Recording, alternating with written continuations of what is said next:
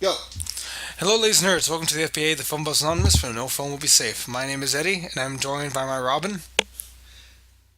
You know that by the time the show changes name, I become Batman, No. or at least Nightwing. Fine, Nightwing. You can become I Nightwing. can I can become Nightwing, and you can become really old Batman. You mean grizzled, more badass, the Dark I Knight can be Returns you can, Batman? and a new person can be the Terry McGinnis. What do you think? And what? The new person that like every guest can be your Terry McGinnis. Can be. Oh no, what about my new Robins? Because I go through like fucking 20 of them. One dies, one hates me, one's actually my son. But we'll decide which of them are my kids later. But yes, wow. So this is we are the Phone Buzz Anonymous. No phone will be safe, and this is our finale, Our finale the series finale. for this moniker. The show will evolve from this. We will move into better things. Still the two of us. You know that doesn't change. Well, potentially with a But new then third. on an occasional third, we have friends with opinions, and people say opinions are like assholes. Everyone has one. I like to think that opinions are not like that, but like as a better metaphor. But I don't have one, so I, fair. I mean, goddamn, everyone technically has a mother, but Jesus Christ, you have to go with assholes. no, I think that doesn't matter. Let's go there. Uh, we're gonna talk about our top 10 best movies of 2017. I think I have better things to say about the best list than about the worst list. No, definitely. Honestly, this year, This year was pretty good. I think this year was pretty fucking good. I think that's why the bad list was kind of hard to make because a lot of these films were shitty in the sense that they had so much more potential rather than actually being bad. Like we've had years where we've had outright like turds, Yeah. but I think this year overall for film was actually pretty good. Yeah, I think with the problem with the worst list is that they were bad, but we kind of saw it coming that they were gonna be bad. Yeah, And with the good stuff is like I was both surprised by things that I was not expecting to be good, and also the things that I was expecting to be good was like they were way better. they hit it out of the ballpark pretty Yeah. much. So why don't you start with this Okay, sure. All right, so I'll start with my one? list. Honorable mentions: Yeah. Spider-Man: Homecoming. I Awesome. enjoyed it. Annabelle 2: Creation. Fucking awesome. Scary movie. This year was a rare treat for me because I love scary movies Yeah. because I only ever get one a year because it's hard to scare me. Yeah.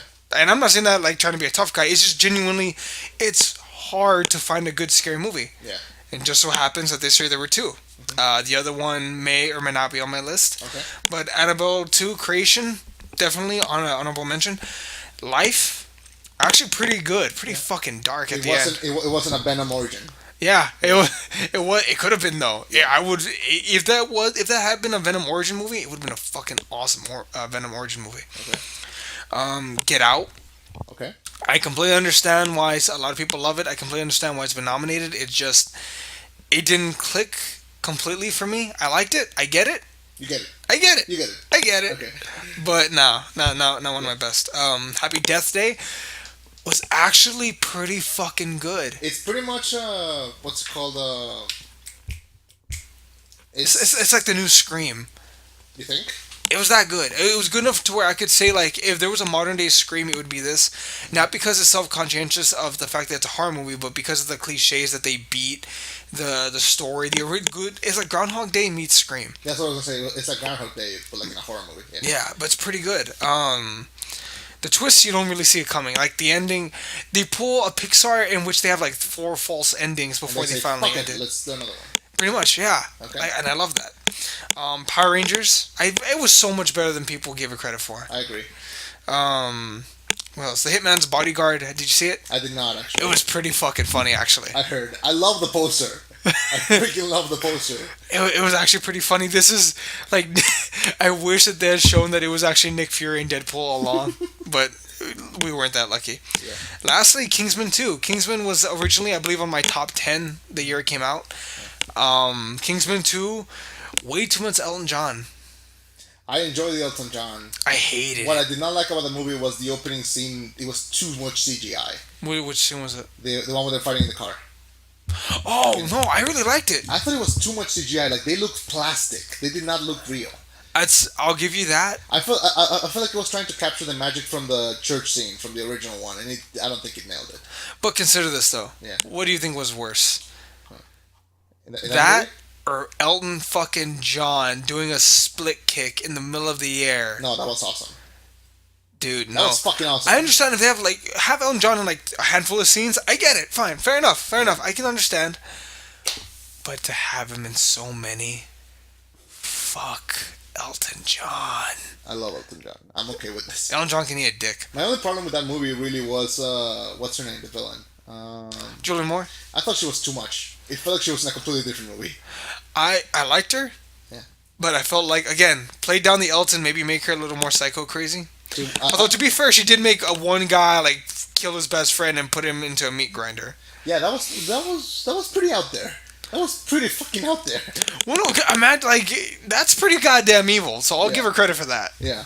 But as a young man who has seen people like make ground beef, it only really bothered me the fact that the guy was eating the burger and he never like chewed on a bone. He was just like, there's like skull fractures in here, right? Yeah. That actually bothered me. And the fact that bothered me, and more than the fact that he was actually grinded into a burger, should say volumes about my generation. I remember coming out of the movie and thinking, damn, I should go to Five Guys. Oh God! All right, your honorable mentions. Those are all your honorable mentions? Yeah. All right, my honorable mentions are a few. Raw. It's a French film about a girl that gets into a college to be a vet, and she becomes a cannibal. It's really good if you're into. I'm not saying I'm into that shit, but if you're into something really original, Yeah. that's your shit. 3 Billboards Outside Ebbing, Missouri. Damn it! I haven't seen it. It's really good. It's really weird. It's a black comedy. Is it like Wes Anderson crime drama? It reminds me a little bit of Wes Anderson. The guy who directed this also directed Seven Psychopaths. I don't know if you've seen that one. Never seen it, but I want to. It's really good. The story's all original, and Frances McDormand is gonna win the Oscar for best main female actress. She's totally gonna win. Who's she going toe to toe with? Meryl Streep, right? I don't know, man. She's going toe to toe with the Queen. She's also going after. I'm thinking it's gonna be between her and the girl from Shape of Water. I think it's gonna be between the two of them. What about the girl from Lady Bird? Or the girl from Lady Bird. But I think it's most likely gonna go to Francis for 3 Billboards. Call Me by Your Name is really sweet, really artsy, and it's a great movie to watch. Also, it's not gonna it might make you dislike Peaches, but that's about it. That's all I want to say about that. Okay. A Silent Voice. It was pretty much the anime hit of the year. It's really good. It's really sweet. It really reminds me of like younger days, and it's a super nostalgic movie. It's really nice. The Disaster Artist was fantastic, but it did left me a little bit dry on the mouth. Like I finished it, and I'm like, this could have been so much better. Really? But I really like the performances in it. I know the real story because I've read the book a couple times, and it's really, for what it is, it's really good. Logan. Sorry, I love Logan, but I had to limit on the superhero movies. Really liked it. I think with time it's gonna become a classic. My only problem is that I think it's a little too long. But it did give us the end of Wolverine, and I cannot fight that. Batman and Bill. This was a documentary about a guy looking up the what's it called, the guy who really created Batman, not Bob Kane, but Bill Finger. It's a super cool documentary, and I suggest every single Batman fan to watch it. It's one of my favorite things in the world is when art imitates life and then life imitates art. This is exactly the story that really represents that. Loved it. Love this documentary. Molly's Game. No, I'm an Aaron Sorkin fan. I fucking love him, and this was his first directed movie, and it's really good. Jessica Chastain can do no wrong. No wrong. It's a real story about this woman that ran this poker games with celebrities, and she got rich doing that, but it was all illegal. Wonder Woman. This is my honorable mention. I was hoping you would hit me. Okay, no, you didn't. Wait. Wonder Woman's an honorable mention. Wonder Woman's an honorable mention. Wonder Woman. Wonder Woman is an honorable mention. You just lost some credibility, right? I think after okay. I wanted to put it on the list, but Logan or Wonder Woman, but you're gonna knock out both. Yeah. If Thor Ragnarok is on your list, it is. No, I'm gonna. You have it's lost. also an honorable mention. Okay, might as well jump into it. Thor Ragnarok is also an honorable mention. All right. I'm not doing changes like you are right now. Like, You gained slight credibility. By the way, I forgot to. Thor Ragnarok is now a dishonorable mention. oh, fuck off. Fuck off. You just. I just remembered, like, oh yeah, that movie was a thing, but it wasn't really that good. I love it. I thought it was the best of the Thor movies. Yeah, but that's like saying you're this. Shut up. Okay, go on. Fucking Wonder Woman. I really like it, but it's the ending. It's because of the ending that I can't put it in the list. Mother! I have to yell it because it's got an exclamation mark. Really good, trippy movie. It's gonna be artsy and admired by hipsters, but I liked it. Split. Split was gonna be shitty. It was gonna be on the worst list, but that ending. I was like, yes! God damn, I forgot Split was a thing. All right, that's another honorable mention. Split. Yeah. Colossal. Also an honorable mention. Because I really like that movie. The Lego Batman movie. It's a treat to every Batman fan. Really good year to be a Batman fan. Because of Batman and Bale, Lego Batman, Justice League. It was almost on the list. Had to move it up. You know, I'm genuinely glad you're missing so many of these films because that means that when we go down our list, we're not going to have a bunch of similar ones. You know how on every good list we've always had like one similar? Yeah. Like one in the middle? This might be the year to break it. Or maybe don't. I don't know. Well, multiple times you've had the same film on, I think, spot number 2, actually. Yeah, it's happened a couple times. Well, let's see. We'll see how it goes. Colossal, Lego Batman, It, Thor Ragnarok, and Guardians of the Galaxy Volume 2. I'm curious where Star Wars lands on your list. We'll talk about that when we get to that. All right. If we get to that. You mean when? If. I know you when. Number 10. Number 10, Murder on the Orient Express. You like that one? Okay. Did you see it? I did not see it, actually. It was actually pretty good, and I found myself the whole time trying to figure out. I've never read the book. Have you seen the original movie? Never. Okay. And so this must have been perfect for you. It was completely fresh eyes, and man, Inspector Guzzo. He's so charismatic. That actor, Kenneth Branagh, he's so good. He's so good. He directed it. Yeah.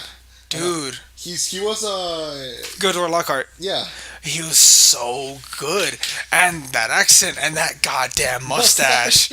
I actually found myself watching some like fact videos about the movie because I wanted to learn more about it. Yeah. As it turns out, they did that kind of weird mustache thing to make him look a little more like a lion. Okay.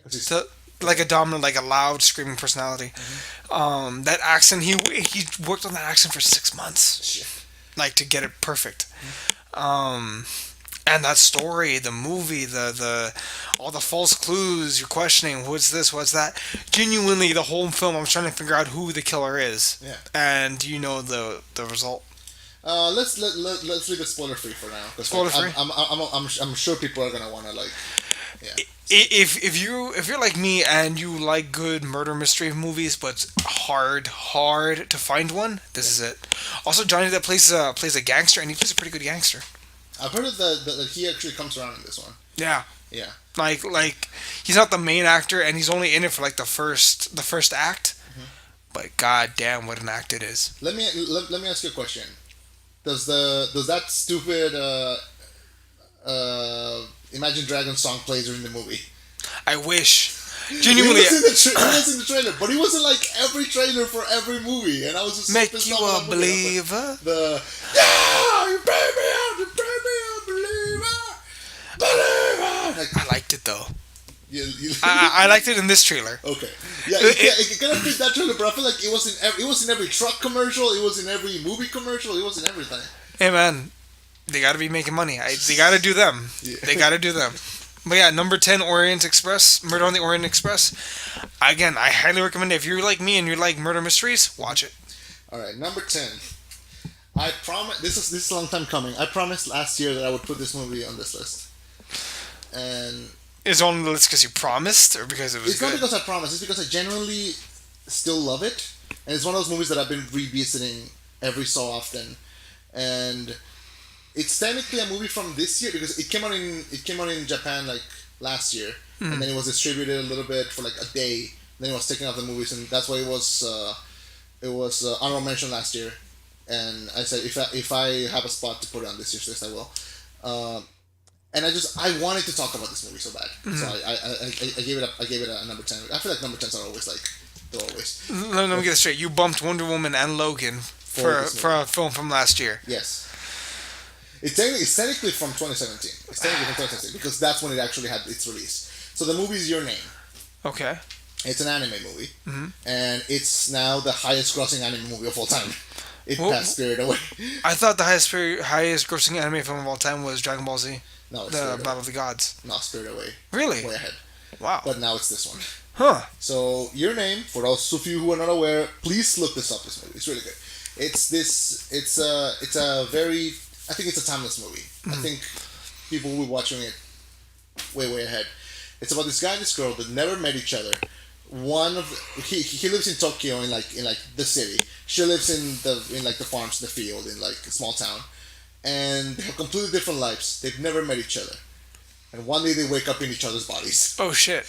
And it is one of the most funny, charming movies that I've seen in so long. Like, these are such good characters because they're so different, but they're so similar at the same time. And like, they switch back to their bodies when they go back to sleep, and then they spend like a day normal, and then they go back and like set like 2 or 3 times a week they change bodies. They start realizing this. They start leaving each other's notes in each other's phones. They're saying like, "Hey, you work at this time to this time.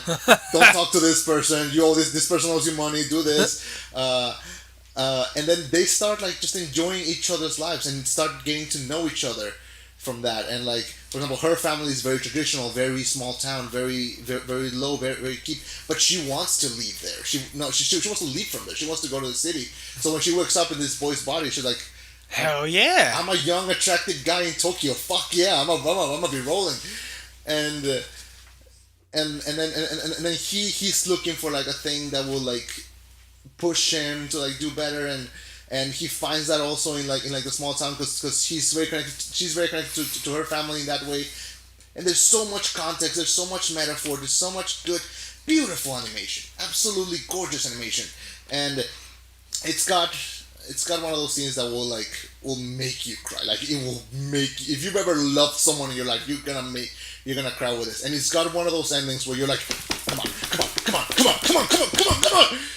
and then it happens and you're like, oh shit, that's good shit. Yeah. You don't have to make this dirty. This could be completely normal. I'm just saying. Don't give me that face, fuck. This is why we need video. Yeah. So you can see like the manner in which I'm staring at you. Anyway, the point is, please seek this movie out. It's really good. It's totally worth your time, and I think everyone should watch it. Even if you're not an anime person, this is a good introduction, I think, to the art form. What was it called again? Your Name. Unlike that piece of shit, Your Name, I've got a better CGI crapfest movie with monkeys running around with machine guns on horses. What? Yes. War for the Planet of the Apes is my number 9. I thought that was good. It was. Oh shit! I forgot we're doing best. Fuck. Yeah, it's good. No, it was good. I really enjoyed it. Okay. It may have been a CGI crap fest with monkeys with machine guns on top of horses, that but CGI is good. Okay? Yeah, that CGI is good. But dude, Caesar as a character, to follow him after, like, I feel like I haven't felt disconnected with a character over the long course of a film series since Harry Potter. Yeah. Because Harry, we followed him for 8 films, growing up and whatnot. And Caesar, granted, it has been nowhere near as long, but to follow his journey, to understand what he's coming from, what he's gone through and stuff, I feel like we've seen his character develop. And the problem is, like, with like Thor, for example, I feel like we haven't really seen him develop. I feel like he's just Thor. Yeah. Like, he's very one-dimensional. I agree. He's just Thor. Yeah. But with this, we've seen Caesar develop from like this young monkey who had no idea what was going on, who was simply intelligent but no more than just intelligent, to a father, to the leader of a resistance, to a reluctant leader trying to just make peace, to a man or monkey, if you will, ape who loses his family, to an ape who is basically a Christ-like figure sacrificing himself to keep his people alive. Look at my last sentence. We went from like this super smart like baby ape to a Jesus ape. He digivolved into dad, digivolved into a leader, and then digivolved into Jesus. That's Ape Jesus. nobody has ever described those movies like that. I'm gonna tell you that. He digivolved into Ape Jesus. Please put that on a shirt. But yes, dude, I feel like that would be a very high selling shirt. Think about it. Evolve into Ape Jesus. He digivolved into Ape Jesus. Like, what's the story behind that shirt? Well, there's this podcast. But no, it was really good. The character development, the action. Even Woody Harrelson as a bad guy, I felt sorry for Caesar, and I felt myself like being scared. Like, come on, you son of a bitch, don't you fucking die on me. Yeah. It was so good. This character development, and I hate that he died in the end. Yeah. But I kind of like that he died in the end because it was a good way to close it out. And they're gonna make Planet of the Apes with this kid. Oh shit. I was really disappointed that he had to die, but it was part of the character development. He had to go full circle. Mm-hmm. He had to die. But the manner in which he goes, the final scenes, the big action scene, the part where like basically the humans kill each other, it was so good. So more for the Planet of the Apes. My number 9. I've said for years, like give that man an Oscar nomination for that character. He deserves a nomination, but not the Oscar. Like for something, because like you see the eyes, you see Caesar's eyes, and like you see human, you see emotion there. That's some of the top-notch CGI that we have right now. Well, let me ask you this though: if he were to get nominated, though, would he? Does he get the Oscar, or does the effects team get the Oscar? Yeah, that's a whole new politics game that we're not gonna play, but yeah. Okay, so that was a pretty fantastic way to review a movie. I'm gonna go for very fanboyish right now. And number 9, it's That's The Last fair. Jedi. I fucking knew it. I'm actually pretty surprised it's this high on your list. I thought it'd be because it was so divisive. Honestly, this was the most divisive Star Wars movie ever. Like, not even the prequels got this much traffic. That's true. Wait, do you see this? I know. I've managed to completely avoid it altogether. Yeah, because I remember coming out of this one and not being very happy, and then thinking this fucking guy would like this movie. Me? Yeah. Wait, but why though? Because it's so totally different, and it deconstructs the idea of Jedis, and it points out a lot of the things that you had said before. Really? Yeah. Like how they're pieces of shit, how Exactly. like their emotion, how they have nothing but lethal weapons. Yeah. Oh, so let me get this straight. It pissed off the Star Wars community because it called them out and said, "Hey, this is everything that's wrong with your idols." You obviously haven't been on the internet in the past couple months. I have been. I just haven't given a shit. I haven't been bothered paying attention. Okay. Wait, so they pulled a Bane? You have to watch this movie, okay? Wait, do you remember the speech that Bane gave in The Dark Knight Rises? Which one? Your fallen idols, Yeah. based on a lie. A lot of that is mentioned. Really? You need to watch this movie. Oh my god, I might love this movie. Okay, so the thing is, I first saw this movie, and I remember when it ended, I was like, "The fuck was that shit?" and then I was in the restroom after I came out. I was taking a shit because the movie's 2 hours and 40 minutes long, and I was like, "The fuck was that shit?" And I was walking out with my cousin, and I was like, "What the fuck did we just saw?" Like, because my cousin hated The Force Awakens, and I loved it. And then we came out, and he was like, "That was awesome," and I was like, "What the fuck did we just saw?" Like, what? And then I saw it, and then I was like, "You know what? I'm gonna see it again. Fuck, I'm gonna see it again because I need to see it again. Okay, I need this." And I saw it again, and I could have. And now that I knew what was gonna happen, I was like, "Okay, I like it." And then the more I thought about it, I really, really loved it, and I loved it for those things exactly. Because it's divided? Because it deconstructs an idea that is so well established, but at the same time that was not established enough. Like, we know what a Jedi are, but somehow the more that we get explained about them, the less interesting they become. So adding conflict, adding the whole idea, the whole theme of The Last Jedi is change. Is a new day rising, a new thing is coming. A lot of the things that we considered important in Star Wars, this movie is like, that's not important. This is important.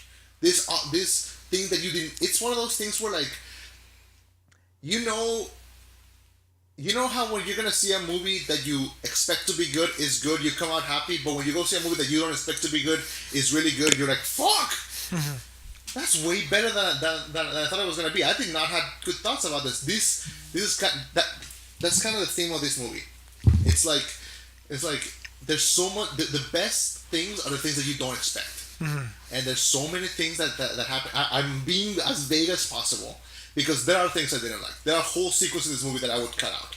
It doesn't need to be this long. It doesn't need to be 2 hours and 30 minutes. It doesn't need to be Lord of the Rings. But there are some things that are just so cool to watch. Just as a Star Wars fan, it's just so cool to see some of these scenes. But there's also some scenes that I did not expect to come and that they work. This is actually one of the few times where I come out saying that I could have done without with less jokes.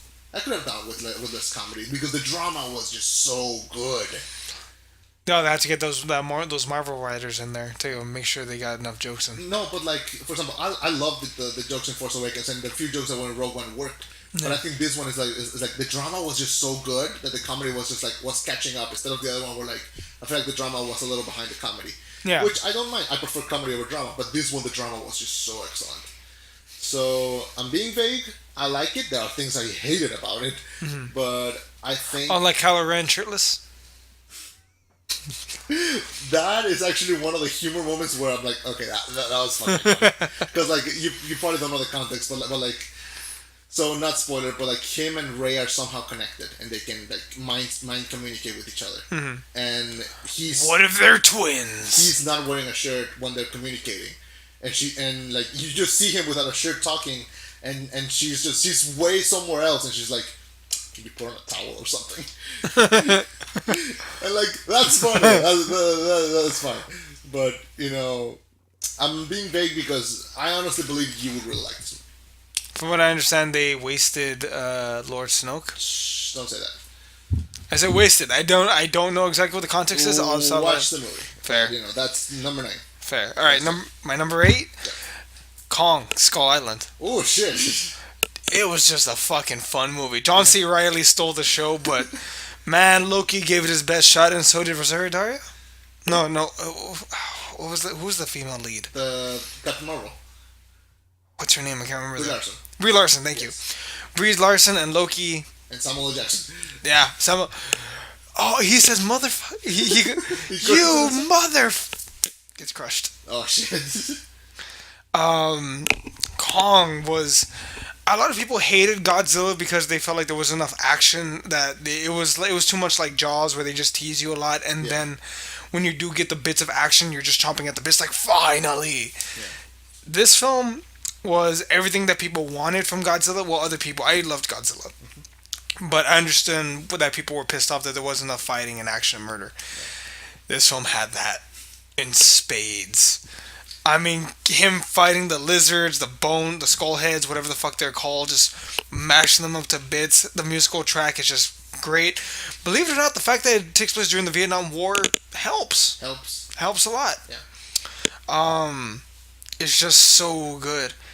The soundtrack and everything. I love that after credits scene. Oh yeah. Oh, that after credit scene. Yeah. Man, I cannot wait for that fight. Just seeing when I saw that like small drawing of Mothra, I was like, that's gonna be awesome. That bitch is gonna get so screwed though. Yeah. It's Mothra. The fuck do you expect Mothra to do with the Godzilla?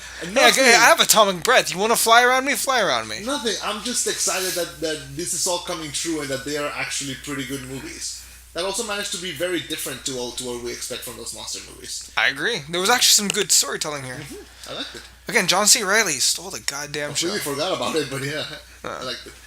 But yeah, Kong, my number 8. Fun ass movie, man. This is everything that Fast and Furious used to be. Alright. Number 8, right? Yeah. Number 8. So we left behind the Star Wars. This is supposed to be the biggest spectacle of the year. And my number 8 is a very simple movie. But, you know, sometimes simple just does it best. And that movie's Lady Bird. Really? You saw it? I saw Lady Bird. And I remember, look, one of my favorite things in storytelling is actually the lack of story. Because I love character more than I like story. So I will forgive bad story if it has good characters. Know what I mean? Yeah. And one of my favorite type of movies is movies like Dazed and Confused or Kiki's Delivery Service, where like they have no plot. It's just characters doing daily life things. Kind of like Spirited Away. Well, Straight Away did have a plot. Well, it had an overarching plot, but it wasn't like as vital. Yeah, it was just you. The thing about Straight Away is it was the environment. Yeah. Like that bathhouse is so fucking original. It's great. Yeah. Yeah. So Lady Bird, do you know what it's about? As I understand it, it's a coming of age tale to some degree about a mother and her daughter, and kind of like them like. It is a coming of age story. It takes place in 2002. So that's now a movie. That's now a like when they made movies about the 80s. Now they're making movies about 2002. I feel old.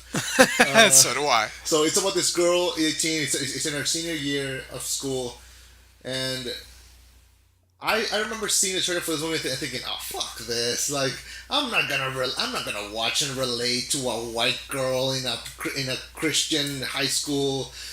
She's gay, isn't she? No, just dealing with white girl problems. Like I love this movie. I related to her hardcore. Really? Like it's such a weird way, and like I thought, how am I gonna like she's a girl having girl problems, because like the heart of the movie is the relationship between her and her mother, and they fucking nail it. Like they fucking nail like I'm not a teenage girl, but but like I've never been a teenage girl. I have a sister that's 3 years younger than me, and I just remember seeing some moments and thinking like, I've seen this, I know this, I've seen this, I know this. And there's one scene, and I'm gonna say that in each of these movies there's probably a scene that makes me cry, because it's probably true. But there's one specific scene in this movie that just had me bawling, and it's not even near the end. It's like around the middle. It's such a weird small thing. I'm gonna say the line. Fuck it. There's a scene where like she's getting ready to go to prom, and she's going in and out from the dresser, like for taking it out. She's with her mom, and she's trying on dresses. And there's a scene where like in that moment, they're always like fighting and then letting it go immediately. Like they go back and forth between fighting. And there's just this one scene where like she says Mom, I wish you would like me. And she says, I love you, you're my daughter. And she says like, no, like I just wish you would like me, not because I'm your daughter. Like if you would, and I remember thinking like, fuck, I've never said that, but I know exactly how that feels. Oh. And I just remember like, and then her mother tells her like I just want you to be the best version you can be. That's why I tell you what I tell you. And she says, what if this is the best version I can be? And I just thought like, fuck, that's fucking good writing. Like that's just like I remember thinking like I'm not this girl, but like and I've never had that exchange with someone, but I'm like, but I know how that feels. That felt real. It's one of those movies where like I forget it's a movie. It almost feels like I'm watching real people. Yeah. And I loved it. I think it deserves every Academy Award nomination it's getting. It's fucking good, and I think everyone should see it. Yeah, That's Lady Bird. Just from that exchange, I really want to watch it now. You should watch it. It's really good. I feel like maybe The Edge of 17 was trying to be that good, and then Lady Bird came and like kicked the shit out of it. The Edge of 17. Oh yeah, I like The Edge of 17. Did you see it? Yeah, I haven't. With Haley Steinfeld. It's good, but I feel like this one feels way more real. Mm-hmm. Maybe it's the environment, maybe it's the 2000s, but it's really good.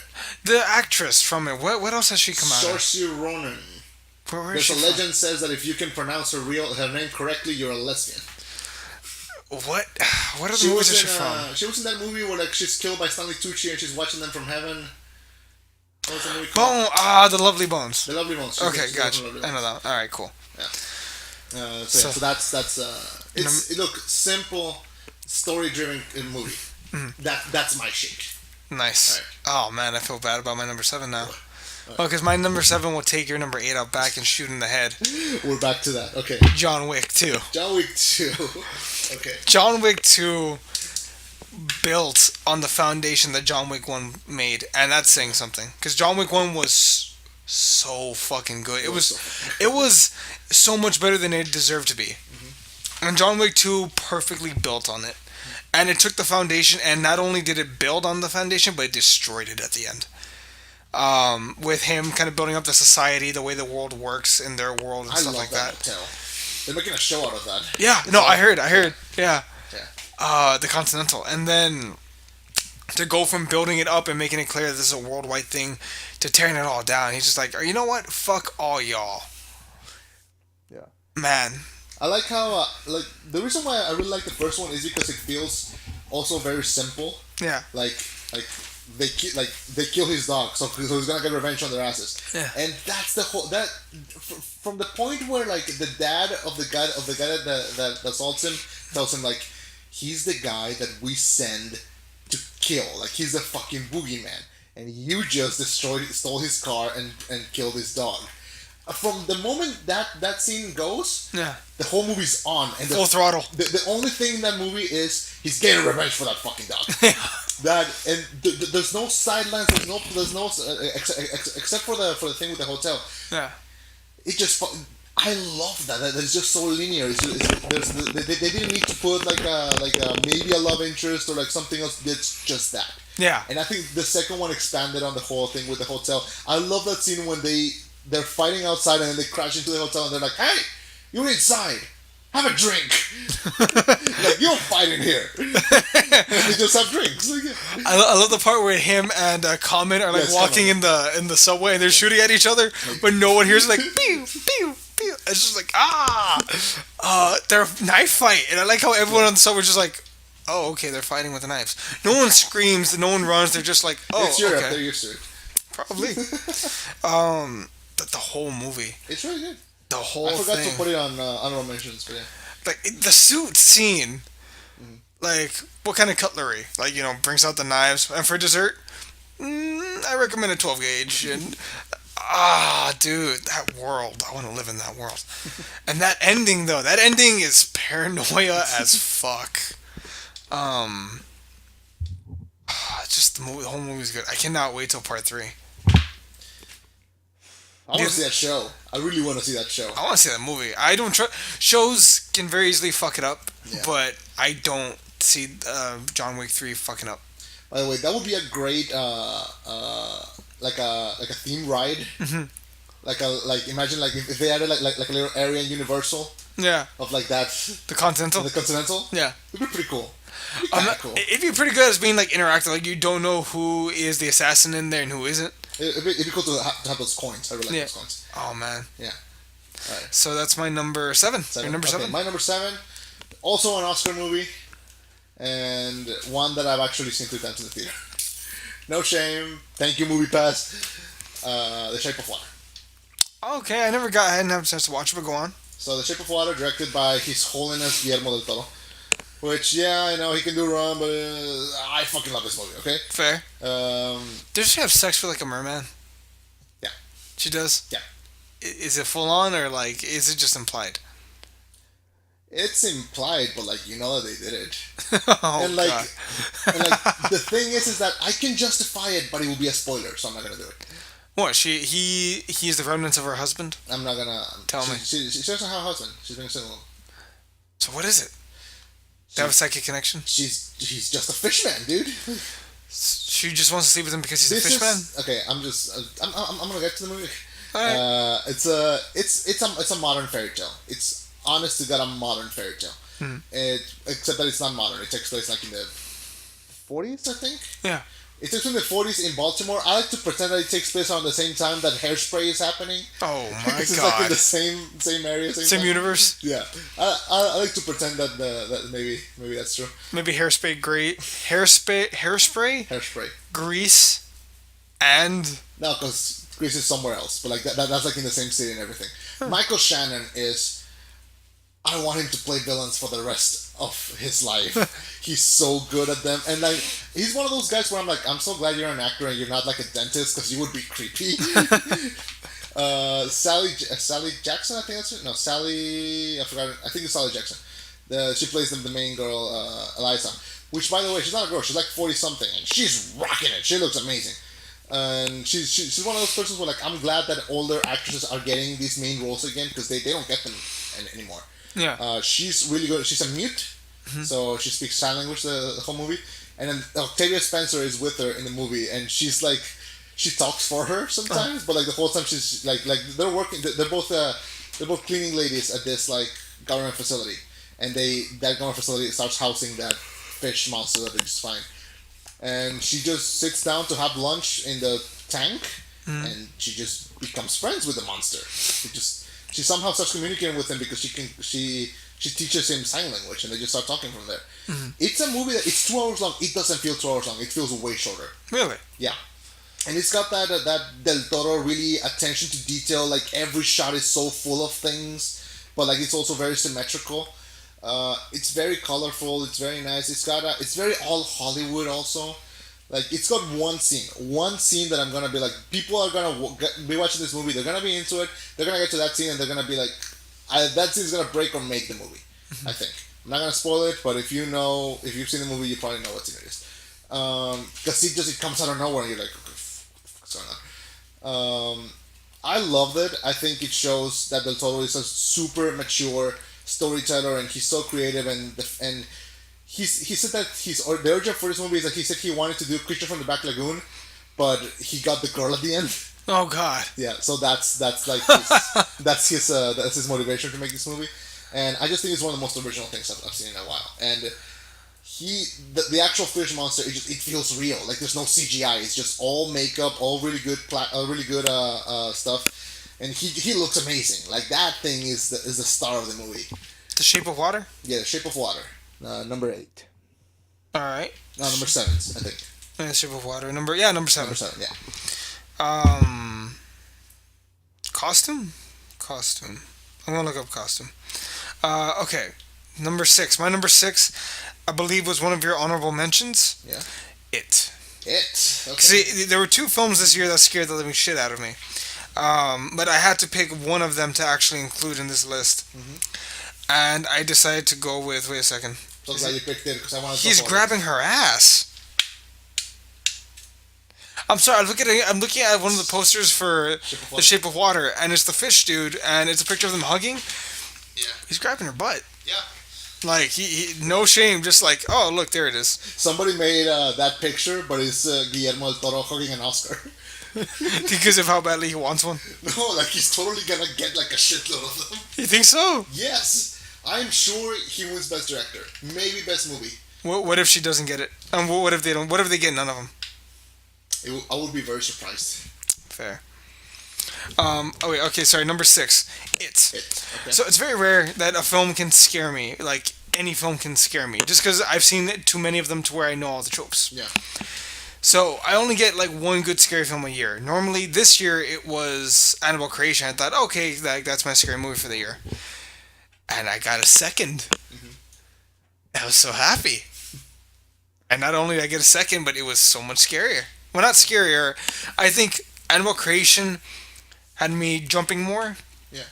But it gave me a character to like fear. It's I was gonna say that I think it transcends the horror movie genre because it's also in a weird way a coming of age movie. Yeah. That also manages to be sprinkle in some drama and sprinkle in some comedy. It's also so charming. Like yeah. those kids are so good. Yeah, I was thinking to myself, like, where the fuck were these kids like in the mid 2000s when like all the shitty like YA movies were coming out? They probably weren't even thoughts. Man. They probably weren't even born yet. Oh my god, but all these movies were so good. Although I will say this, I'm so glad that the girl from 11 was not cast as the redhead chick. Yeah, no, she would have been weird. I'm so glad for that. This girl's really good, by the way. Definitely. You know, I will fully admit this. I expressed some uncomfortableness at the fact that all the kids like were in their underwear at some point because I'm thinking to myself, is this legal? Because I feel like this isn't. And then I realized it was the 80s. It was a different time. Yeah, true. But man, this movie, the nostalgia, the storytelling. Wait, what was the heavy kid? His name was Pete, or what was it? His name is I forgot his name. Fuck. The heavy kid. Oh, give me one second. Haystack. No, wait, because they all have nicknames. Yeah. What about kids him? From it? He got fucked over. He got fucked over, man. I fully understand. I fully understand that Bill. That Bill may be the main character and that Beverly wants to go with Bill, Yeah. but Ben is such a good guy. Ben's the heavy kid, and man, Have you read the book? fuck you, Beverly. Ben's better. Have you read the book? I know about it. I know what some of the stuff that happens. Apparently, he ends up marrying like some kind of like supermodel or something. No, He drops weight. those two end up together. Oh no, I thought she ends up with Bill. No, she doesn't end up with Bill. She ends up with Ben after all? Yeah. Oh, good. Fucking good. Richie delivered the best line of the whole movie. Which one?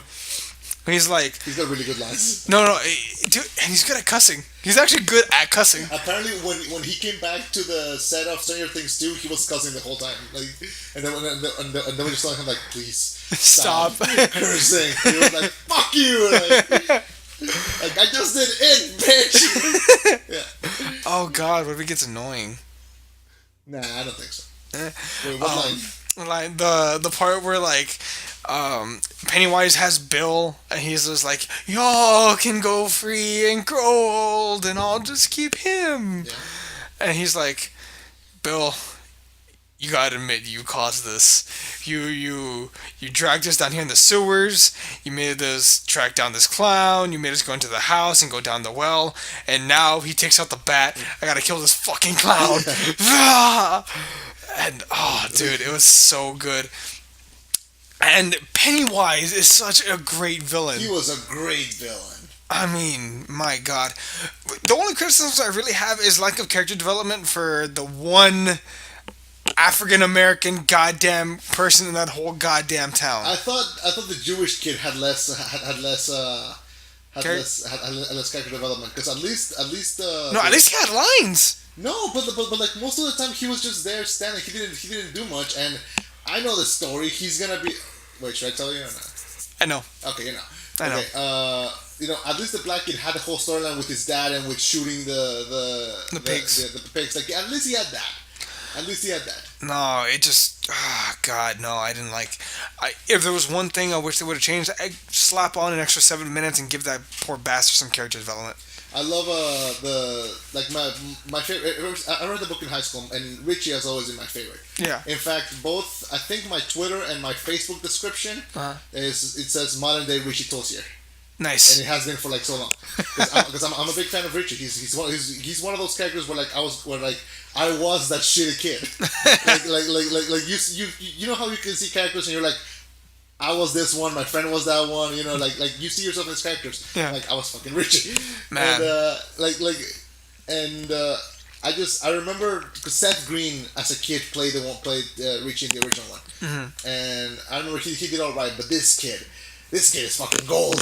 He is, dude. And I remember all the quips about oh, you won't see this clown? Can only virgins see this clown? Like Yeah.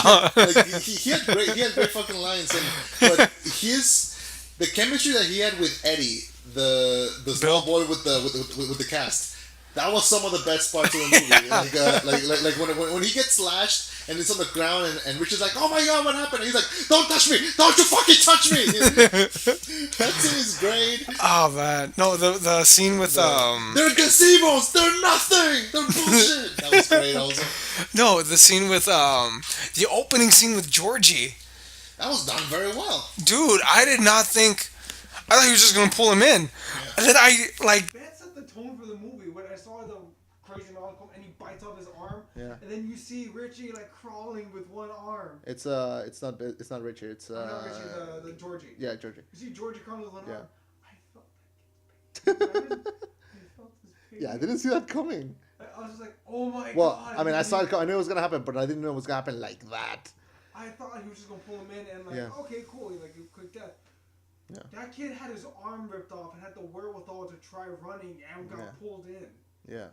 Like I immediately felt that kid's pain, and that made me that kind of set the Hey. tone. Okay. Sorry. I think. Wait. Keep talking. Keep talking. Who? Did you press that button? Did I? I don't know. Did you? hello. There you go. Okay. Ah, fuck. How long ago? Not very much. Oh. Okay, I felt his pain. Yeah, because that turns off the microphone, sir. Sorry, I've been playing around. My bad. Okay, sir. But I felt his pain, man. Georgie and Pennywise again is such a charismatic villain, but he does it so fucking well. Like you respect him. That's a good actor. Like that. He is. Like, and I like that he's an unknown. Like, Yeah. like Dude, his eyes are actually like that. Yeah, Like, he can contort his eyes. Yeah, that's just like a thing he could do. Yeah, That's one of his special skills. yeah. He was. I It. don't know. I remember when I first saw the picture of him as a character, I was like, okay, let's see what's gonna happen. This is probably gonna be more scary than something. And I did end up really liking the movie, just as I like the coming of age and everything. Yeah, I mean, overall. And he can crack his voice, at will. Oh, when he says like, wasn't it good enough for you, Bill? He was good enough for Georgie. And we're like, you gotta kill him. You gotta kill him right there, man. Oh man, just I remember in that moment looking up to my girlfriend, and I was like, I remember looking at her like mira el tamaño de esos huevos, like that guy, like the balls. like the balls on that guy. Like. Oh, by the way, I never understood. When I saw the first one, I was younger, so not all the parts really clicked with me. Now I kind of understood all the creepiness with like her dad and her getting her first period. It was done and all way that better stuff. than this one, actually. I agree. I mean, I can't judge against the other one, but I can say like, wow, I did not. That never really clicked with me in the first one. But with this one, I understood like her dad being a creep. When he transforms into her dad and says, "Aren't you still my little girl?" or something like that, and she stabs him. I like how she immediately just stabbed him. Yeah. Like, oh man. But yes, good movie. Really good movie. Really good. Really That was good. my number six. And I like how we're gonna play for like the next 2 years that game of who's gonna play them as adults. Who's gonna play them as adults? That'll be fun. If they can get that all-star cast, man. They're not gonna get Chris Pratt for the fat kid. They're not gonna do that. Okay, I bet if I was Chris Pratt, I would fucking volunteer. I think he's busy right now. Oh god, fucking all the Marvel movies. Okay. Number 6. You're right? number 5. No, you're number 6. Number 6. Yeah, you're number 6. You mentioned it, and I put it on the list because I think it's probably the only movie that came out this last year that's going to become a classic, and that's Get Out. You think it's the only one that'll become a classic? I think out of all of them, I think it's going to be the one that's going to have like classes dedicated to it. I think it's going to be one. Oh, like character studies and stuff. Yeah, I think it's going to be like studied, and it's one of those movies where I'm like, holy shit, you created a new genre of movie. Like it's social horror. I think it's just so goddamn original, and from Jordan Peele of all people, like the I said bitch guy, like that guy. I remember when Kim Peele ended, I was like, what are they gonna do? And he was like, I'm gonna make a horror movie. I'm like, okay, sure, I guess, but and then turns out it was holy shit. This is. I love this movie. I freaking love this movie. I never realized how racist it was, but there's a scene in the film Which one? when she's eating Fruit Loops Yeah. and then drinks milk. Well, without the milk separately. Segregation. Yeah, that's on purpose. I didn't realize that till later. There's so much. I think my favorite metaphor in the movie is the fact that, like, when the mom is like Stirring the- stirring tea, you know what she's stirring it with? What? A silver spoon. Ah. That was one of my favorite touches. And what did she use to make him fall asleep and make him wake up again? A silver spoon. What did he use to get out of that trance? He picked cotton from the chair into his ear. It's fucking genius. I never noticed that. There's so much good metaphor in this movie. All the white people show up in what? Black cars, because that's the bodies that they're gonna leave. And this movie has so much good story, so much good metaphor, and like that guy Daniel Kaluuya, I've seen him in a couple interviews for this movie. He's one of the most charismatic actors I've seen in a while. Cast him in everything. I think, okay, and this is not me being racist, this is me being honest. Is he going to be in Black Panther? Yes, yes. Yes? Okay, good. I wasn't racist. That's not racist. He's gonna be Black Panther. Well, I don't want people to think that just because I say, like, oh, he's black, isn't going to be in Black Panther? Somebody, I remember it was the premiere a couple days ago, and Donald Glover was there, Yeah. and he was in Spider-Man: Homecoming, and then so somebody said like, is he playing two roles because he's in this in Black Panther? So I was like, he's not in Black Panther. He just went to the premiere because he's part of the Marvel family. You're racist. Yeah. So yeah, I think this movie has there's so much to study there, and honestly, one of the best side characters of all time. The TSA guy. The TSA guy. Everyone should have a friend like that. We're the TSA. Yeah. We handle shit. Consider your shit handled. How do you find me? I'm DS motherfucking A. One of the best side characters of all time. You know, he's great. I'll agree with you. Get Out needs to be examined in more philosophy classes. I love it. That's exactly for that. Yeah. If they were gonna make a philosophy class using modern film, I think this film, I think Get Out would be up there with Inception. Yeah. And that's a high bar. Fucking compliment. High praise. It's high praise, motherfucker. High praise. Yeah. When your first horror movie is when your first movie and your first horror movie is in the same league as arguably Christopher Nolan's masterpiece, yeah, you should be very proud of yourself. I think Jordan Peele is gonna have I think he's gonna be known as way more than just Key and Peele. I think he's gonna have a good career because after this movie came out, they offered him to do Akira, like a live action Akira. He rejected it, but I think that guy's gonna do like really cool original movies. That gives me hope that because he rejected it, because he was just like, look, there's no way I can do this project, justice. Let me continue to work on my own thing. Yeah, and I like that it's a small movie and it's somehow it works. It's fucking good. Yeah. It was so fucking funny during the scene during the auction. When that lady's just like, so is it better because he's black? And they're just like, okay. And I love that how they nailed on like white people that are like, oh, I'm not racist. I would vote for Obama a third time. Yeah. I think I love it. I think genuinely they don't think of themselves as racist, but they don't understand that. Oh, goddamn, this is a whole philosophical argument. We can devote one of the new episodes to this. Yes. So I'll just say that Get Out totally deserves a watch if you haven't yet seen it. Fair. And that's your number 6? Number 6, yes. So my number 5? 5. My number 5 was one of your honorable mentions, and Wonder Woman. Ladies and gentlemen, I apologize for there's 3 comic book films on my list, and all 3 are in the top 5. Okay. My number 5, Logan. Okay. Logan.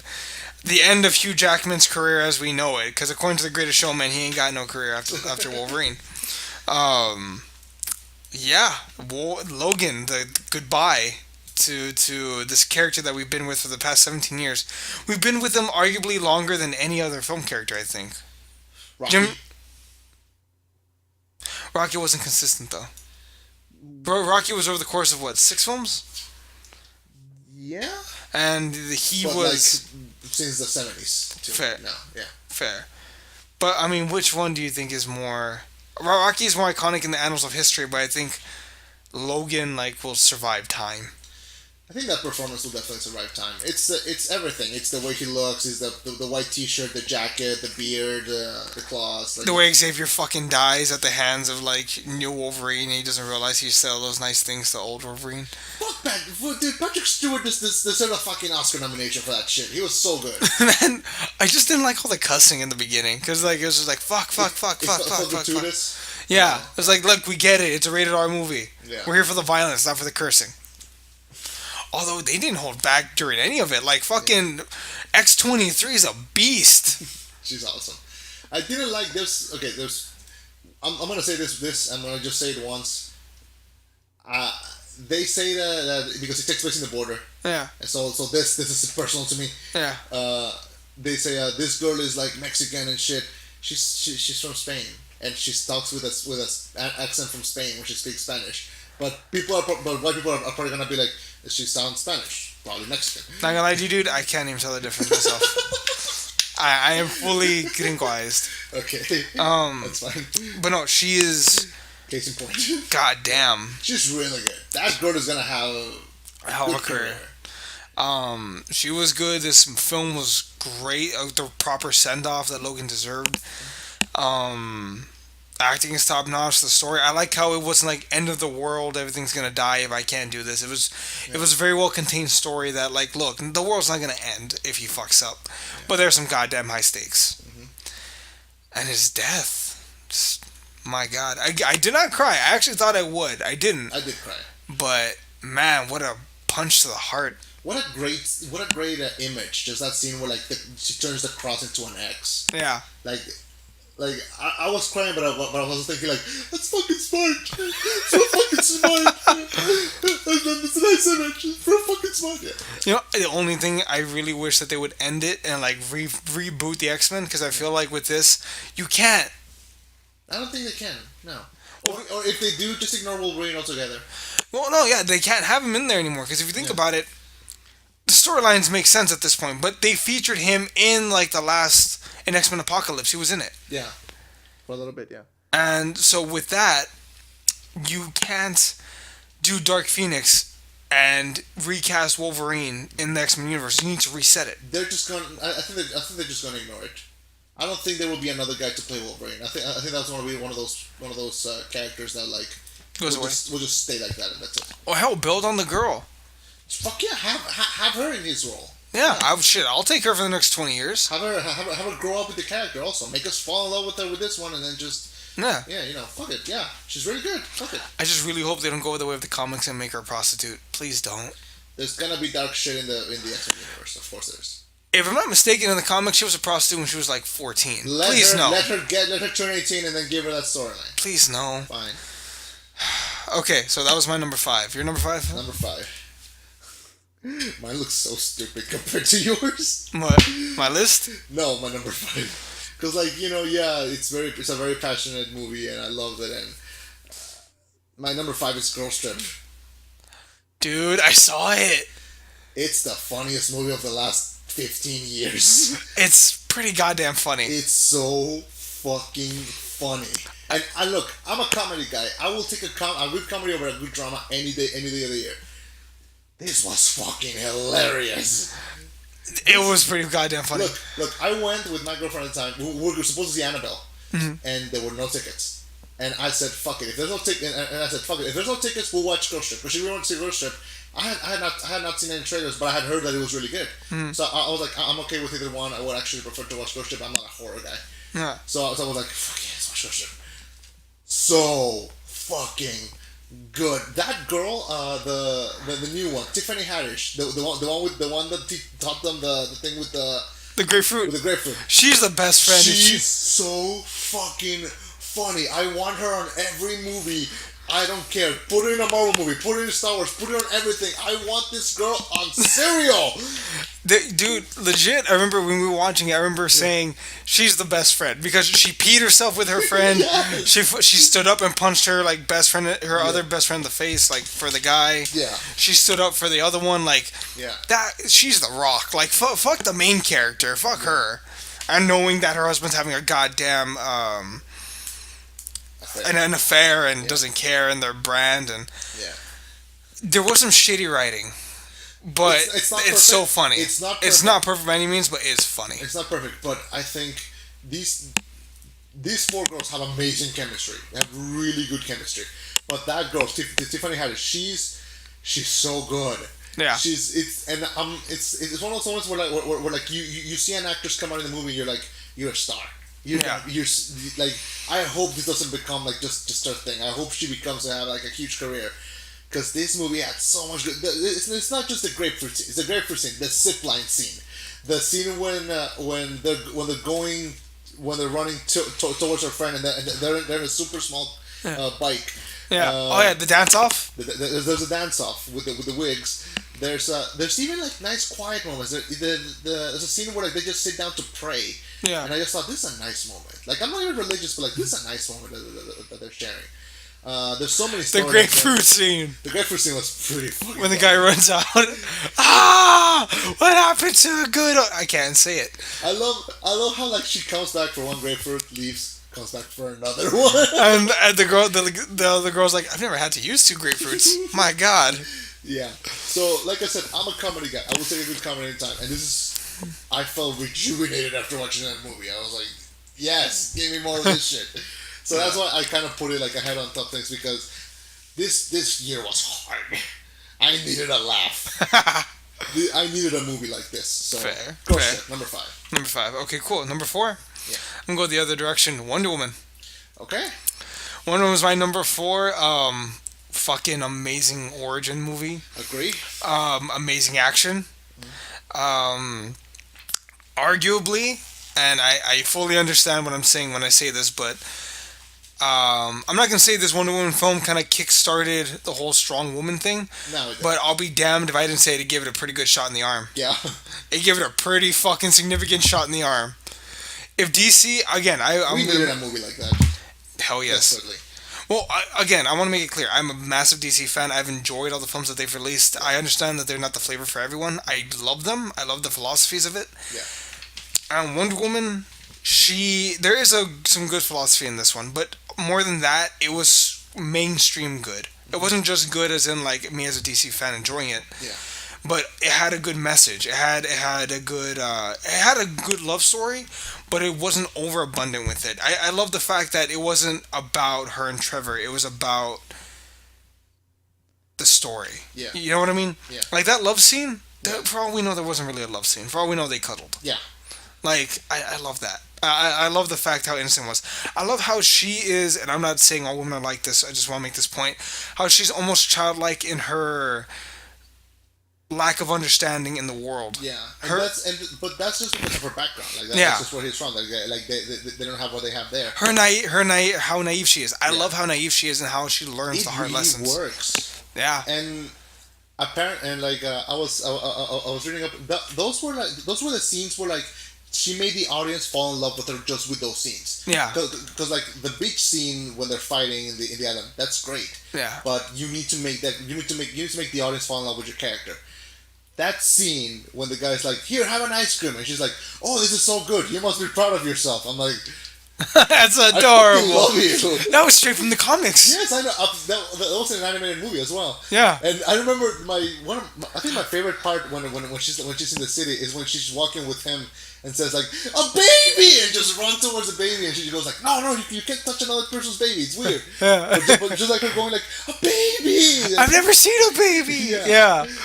Oh man, the whole Like she's great. She's fucking great. the Yeah. whole thing was good. Gal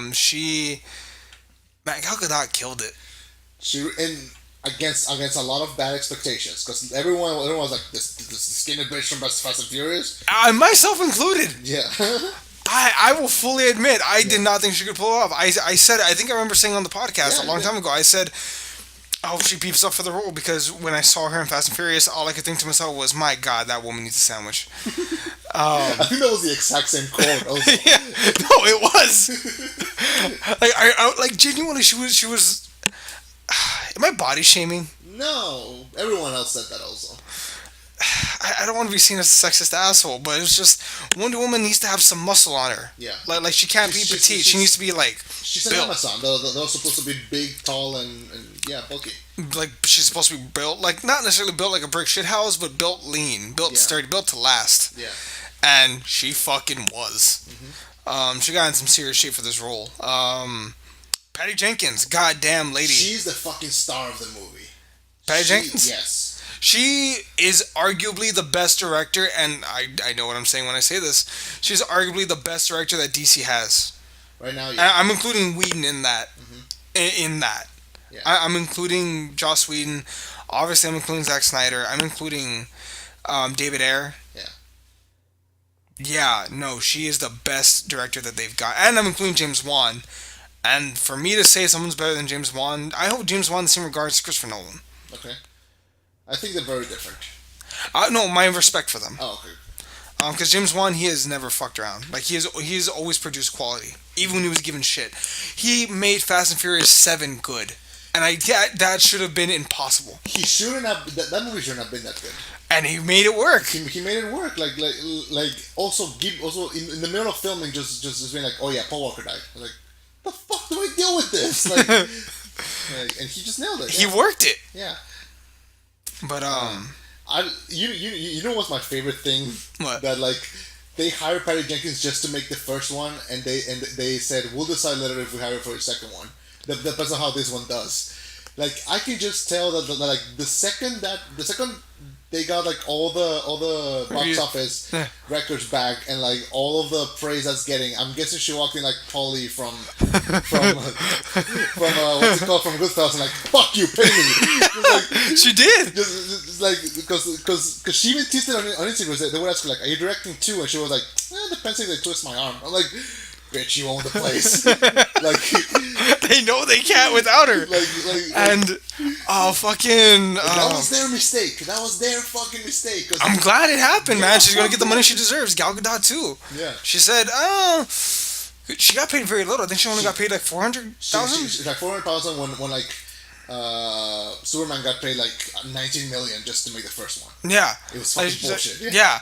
And now she's just like, so I am basically leading the DCEU. Fuck you, pay me. That's why she was so featured. So we featured way more in the Justice League ads. If you notice, she was the lead. She was of the 5 that were always on the posters. She was always the middle one. Yeah. Because it was clear, like, we need to. They're rallying around her, and I'm glad that. I think everyone expected them to rally around Batman. Yeah. And they ended up realizing we need to rally around Wonder Woman. Like, we need to make her the center of the marketing campaign, not Batman. And fuck, it worked. It's really good. I've seen it several times because the Blu-ray was like $5 in Black Friday, so I bought it. You bastard. And I've seen it several times since then. It's a really good movie. Gal Gadot killed it. She did such an amazing job. And also, everyone involved. Dude, Chris Pine was so fucking likable in this movie. I hate that he died, but I get it. Like, I'm glad he died. Yeah, the story works on, but like he's really funny in this movie. The whole little team they form. Yeah, it's really good, and like, and they're all very well fleshed out. And like I remember all of them, and they were really funny. Yeah. What's called apparently Wonder Woman 2 is gonna. She fucking stood her ground when they hired who's the guy from the X-Men, the one that was for all the sexual assault. Oh, the director. What was his name? I Bryan Singer. Bryan Singer, yeah. She stood her ground and she said, I'm not going to sign that contract. I'm not going to act for shit unless he gets off the project and out of DC completely. Yeah. And they said, yes, ma'am. Yes, ma'am. Yeah. Bye. Bye, David. Bye. Leave us your script, but leave. Bye-bye. Yeah. We won't give you any of the credit, but we'll pay you. Let's be honest. That's what's going to happen. He's going to end up in jail. Hopefully. Yeah. Fuck him for fucking with Ellen Page. But anyway, Wonder Woman, my number 4. Awesome movie. It was everything I wanted. Even though I got in a slight car wreck right after. Oh, yeah, I remember. The fact I got a car wreck right after and that didn't damper my feelings about this movie should say a lot. I think you always come on in really good spirits after watching a DC movie. Because I've seen most of them with you, so I remember. We saw what? Batman v Superman. This one and Justice League. Yeah, and all 3 times I was like, yeah! Yeah, you come on like, yeah, and I was like, ugh. Except for one was pretty darn good. Fair. Alright, your number 4? Number 4, which if I'm not wrong, yeah. So, I don't know if it's really a superhero movie or not, but it's one of those movies where I'm like, maybe not a lot of people are gonna like it, but this works for me, and that's Power Rangers. Nice! Okay, so I love this version of Power Rangers. I think it deserved a lot more than it would have got. I think, because they started saying, like, we're gonna make, like, 6 of this, and I'm like, chill. Make this one good, and then we'll talk. But this cast is so good. The whole cast is like none of them phone it in. All of them feel the right age. All of them really diverse cast. You have your Black, Asian, Latino, Native American, and then just the white guy in the middle. But like they're all really strong actors, and because I haven't seen all of them in a lot of things, they all felt like they were just made for this. Like they just know the main guy, the guy who plays the Red Ranger, he was an asshole in Stranger Things too. He was great, but he was an asshole. He's so believable as a leader in this one. Like he managed to be that typical white protagonist, but not in a bad way. Like he like you can see his insecurities. Yeah. Because if my dad was Roy from The Office, I would also have insecurities.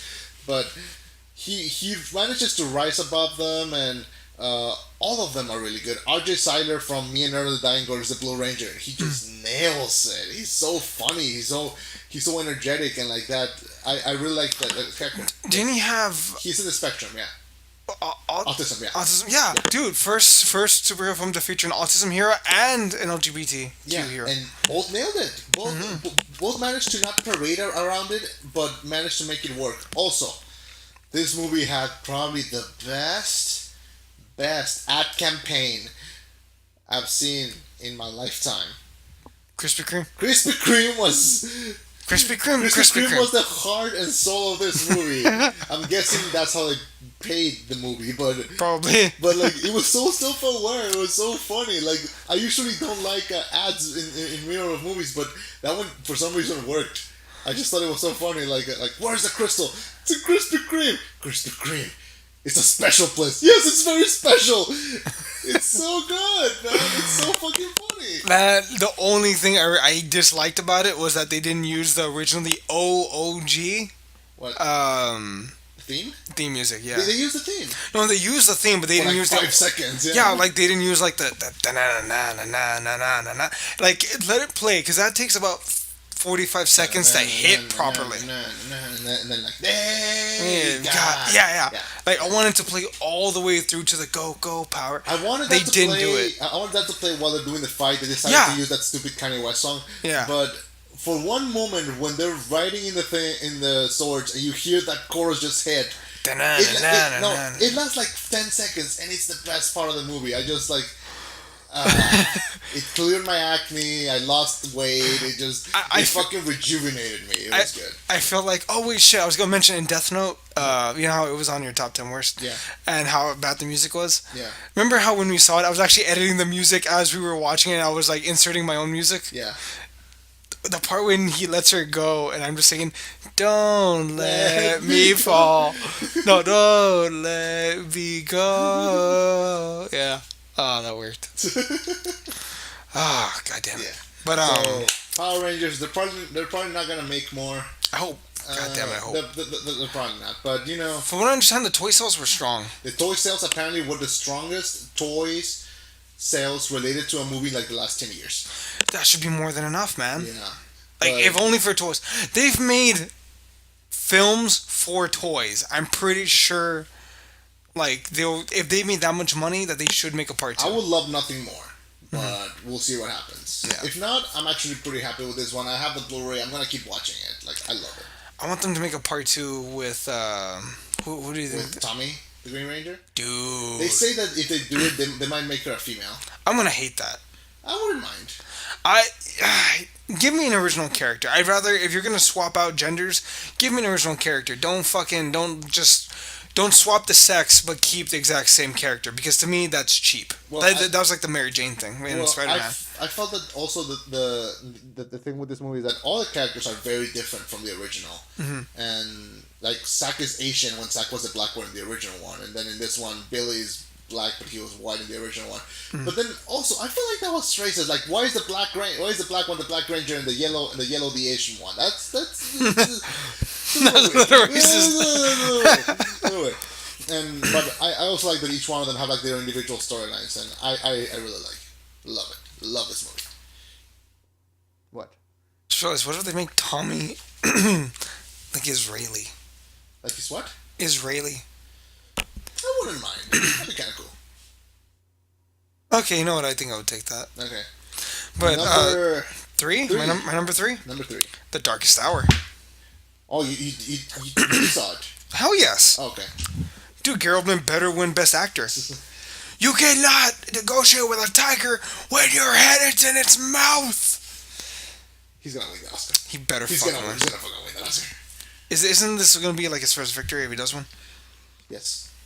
He deserves it. the fucking Oscar. He's the Al Pacino of our time, or he's the old Leonardo DiCaprio. He fucking deserves an Oscar. I think he's been deserving it way before DiCaprio was even born. Yeah, but man, Gary Oldman, Jesus Christ, he nailed that What a role. transformation! He gained the weight for that role. I remember he won the Golden Globe for that one, and Yeah. and he said like he said the best part of this movie is that I got to go to sleep with my wife as what's it called as Winston Churchill. As Winston Churchill, and then wake up as Gary Oldman, and my wife really enjoyed that. So I'm get it. so like he probably stayed in character while they were having sex. Oh God, no. Oh God. No.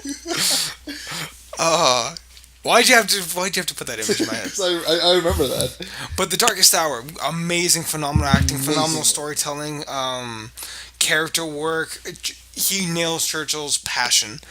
This film made me rewatch The King's Speech and The Crown. Like now, I'm like in the middle of season 1 of The Crown. Yeah. The Darkest Hour. Like, man, it was. You know what else? I think this movie makes a really great companion piece to Dunkirk. Yeah, Like, definitely. yeah, I feel like you can watch you can watch Darkest Hour and then instead of The Search, watch Dunkirk. You know, I feel like they have like a nice back to back there. You know, I feel like, and this one gave me an idea for a shared universe Of those, of isn't every movie that's based on real life events in the same shared universe? no. No, Well, because it's like 4 Churchill movies.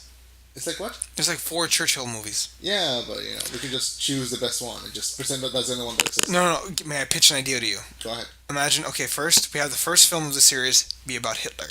Okay. Not in a positive way, but in a negative way. It shows how he became so evil, how he became this black-hearted tyrant, and it ends with him attaining power, and the world's like, oh, fuck. Then we do one on FDR, Franklin Delano Roosevelt. Yeah. We do one on Churchill. We do one on Stalin. Okay. We do one on the French guy, I can't remember his name, but Frenchie. We do one on Frenchie. Frenchy McFresh person. Frenchie McFrencher. And then D-Day, and then the finale of the film series is a 2-parter where we see them all working together. Oh, we do one on Patton, and then the finale is we actually watch World War II play out during this 2-part finale. With like all the same characters. All the same actors in the same characters interacting with each other, coordinating this. That'd be pretty fucking out. That would be expensive. That'd be It's expensive, pretty fucking expensive. but like Old Man Avengers. Yeah, Gary Oldman leads them. Because like I'm surprised that no one has pitched an idea for a shared universe based on real life events. Like I'm surprised about that. And that would be like a cool one. Yeah. Do me a favor, record this because I guarantee you in 5 fucking It's years. recording. No, Someone's gonna do it. keep this recording. In 5 fucking years, it's gonna start to happen. I'm gonna be pissed because I pitched it. I fucking said that we should have a spring football league. Vince McMahon brings out the XFL. I fucking said that we needed that fucking celebrity courtships don't work. Donald Trump got elected. God damn it, Hillary. I'm sorry to get political, but this is a pretty goddamn political movie, and it's fucking awesome. I don't think anyone's going to call us and be like, I'm a supporter of Hitler and like I don't like your comments. We're gonna be like, If you're a supporter of Fuck you, Hitler, you're a stop kid. being a fan. we're gonna be like, fuck you, you're a Nazi. Like, yeah, Hey, what was Hitler's favorite board game? don't. Don't Nazi! Oh, that was not that bad. Why? I was gonna say Yahtzee. I did not expect that. I thought it was gonna be something Like dark. Doesn't matter. Oh, So God. Darkest Hour. So Darkest Hour, great film. I'd recommend it to everyone. I understand it's not everyone's flavor, but watch it. If you're gonna watch one movie based on real life events, I think it should this year. I think it should be that one. Definitely. Number 3. I love this movie. This movie made me so happy. This movie made me a child again. Spider-Man: Homecoming. Batman: Homecoming. Spider-Man: Homecoming. Spider-Man: Homecoming. Nice. Okay. All right. This is the Spider-Man I wanted. This is the movie I wanted. More than Tobey Maguire. This is my favorite MCU movie. Really? This is my favorite MCU movie. More than the Avengers. More than the Avengers. More than Civil War. More than Guardians. This is my favorite MCU movie now. Huh? It's Hey. Oh. it's Let's go. It just captures that spirit of youngness and just.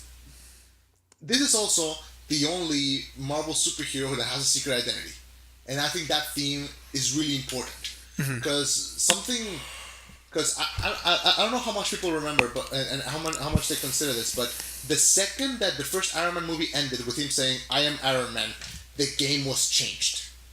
Okay, everything that we know about superheroes could be changed. I think right in that moment. Sure, The Dark Knight came out also that year, but that was its own thing. That changed the whole universe, and I think secret identity is also a thing that's mentioned in the Netflix shows with Daredevil, but just it works so well with Spider-Man. It's just such a.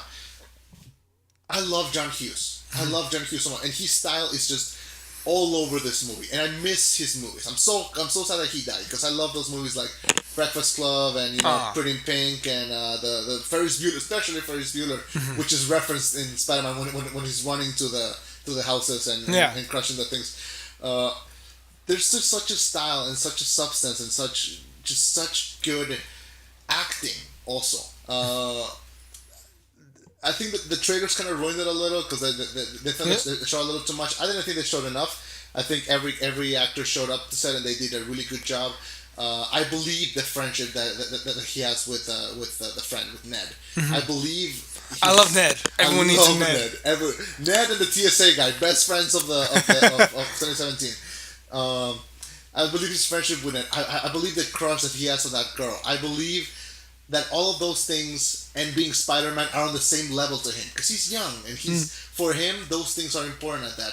I like his relationship with his aunt. I like his relationship with Tony Stark. I like how he's always texting happy like, hey, what can I do? What do we do now? What do we do? What's the mission today? Yeah, what's the mission today? Hey, it's Peter, by the way. like, I love the villain. Michael Keaton is so fucking good in this movie. The King of the Sky. He's so fucking good in this movie. And that scene when he opens the door to pick her up at prom, and it's him, and they're taking the picture, and they're driving the car. That whole sequence, the whole theater was laughing. Everyone was laughing for that whole scene. There was not a dry eye. Everyone was like just laughing. Just like when he's taking the picture, when he's opening the door, when he's driving the car, when he discovers that he's Spider-Man.